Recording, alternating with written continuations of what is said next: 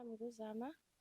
Ngibhalele ehlelweni, nginesifiso sokutshela i-ex yami ukuthi hhayi ngiyeke ingalokhu ingilandela njengoba sesahlukana ngijole naye 5 years. Asisajoli-ke manje uyangihlupha ulokhane engilandela and ngifuna ukumtshela ukuthi ngijola nomuntu and umuntu engijola naye manje ubaba wakhe. Manje ngifisa ukumtshena ukuthi akahlukane nami phansi, azi futhi ukuthi ngiqhubekile nempilo ngijola nobaba wakhe and ubaba wakhe ufuna ukungilobola manje. Angiyeke nje phansi, iyona into engifuna ukumtshena yona. Ima-ke lo baba akanaye nomama yena emakhaya, kanjani into yenu? Unaye umama, kodwa uma ngitshela ubaba uthi bakwi-process ye-divorce, bazodivosa njengoba efuna ukwenza mina unkosikazi manje. Abantu abahlukanayo vele abazohlukana, but ukhona umama. Bengingabuze mhlambe ngikubuze okunye okuseceleni nje. Mhlawumbe ngathi uyaqhathanisa ubaba nengane ukuthi ubani obe-good mhlawumbe ngasekamereni. Hhayi ubaba u-good. Baba u-2 ngingasho ukuthi bobabili ukuthi ubaba impatho yakhe-ke inkulu kakhulu nje ngiphethe kahle. Uyakhumbula ngikutshena ukuthi senginomuntu and ngiphethe kahle. Ngicela ukuthi uphume kumina.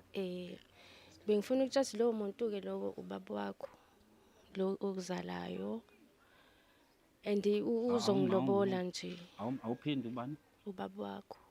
Ubaba? Yebo. Ubaba uzala mina? Yebo, uGumede.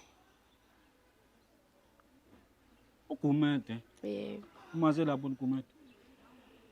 Njengoba ngisho ukuthi nje sebudlelane naye. Ubaba wami. Yebo. Ngozami. Kunjalo nje. Ubaba?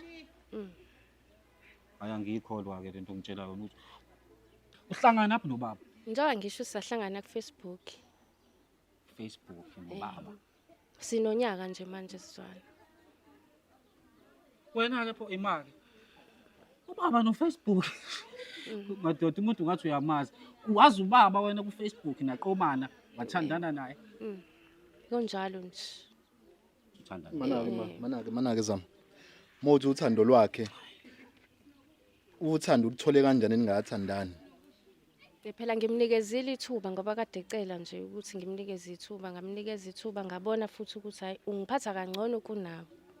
Yingakho-ke ngisho ukuthi ngicela ukuthi uhlukene. Njengoba kuthatha ungenzela yonke into. Wena lo ohlulekayo ungenzela. Wena ubungenzela yona. Wena sithandana yini obungenzela yona? Yini mina bengakwenza? Sithandana ngoba mina bengisho kade ngihamba ngiyohola iqolo bekumina ngibuye ngithengele wena izinto leyo mali. Wena uhlala uthi ideke endlini. Ngitshela ngo-350 ngoba nibuhamba uthola amatoho hamba u7 uthola imali ebhekile ubuye ungenzile uthamba uphuza utshwala ubuye ulwisane nami. Ubaba wakhe akayenzi yonke leyo nto nginalokho uyena enginikeza imali. Uyahlanya wena ekhanda. Angazi-ke ukuthi ngizwa ngawe ngizwa ngawe. Ayekho umuntu ongenza leyo nto. Uyagula ekhanda. Kunjalo nje. Uma nihleli-ke nobaba yini? Manje angazi-ke noma ungakwazi ukusinika iy'busiso ngamanje ucanga ukuze ekhaya. Impela lo muntu wesibona iy'busiso ey'qhamuka kumina ukuthi ushade nobaba. Angabe ngicela kufanele mina ngicela nokuthi futhi angazi ukuthi sake ngajola nawe. Angatholi. Yileso isibusiso sifunayo. Hhayi-ke ntombi kuzokwenzeka kanjalo. Angazi. Isifiso sakho asizokwenza ngale ndlela ofisa ngayo. Uyisahluleki nje sendoda nje uhlulekile.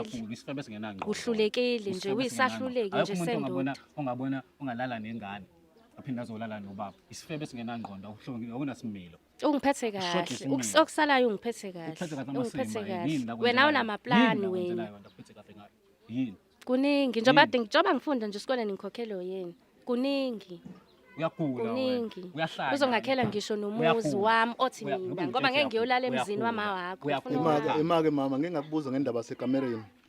Hayi wamncoma ubaba ukuthi hayi naye bewubest. Futhi uba u50-50 nendoda. Ngoba phela ubaba usemdala indodana encane. Yini indodana la? Ulalile nanobaba kanti. Hayi. Uyalala kanti futhi. Ulalile nanobaba. Umuntu wami. Shiya phansi futhi nina la. Usuyahamba le ndawo. Hayi ngeke madoda, hayi. Ayikho lento. Ngeke ngizongitshela umuntu wesimama ekhaya. Leyo meeting izokwenzeka Ntombo uthanda ungathandi.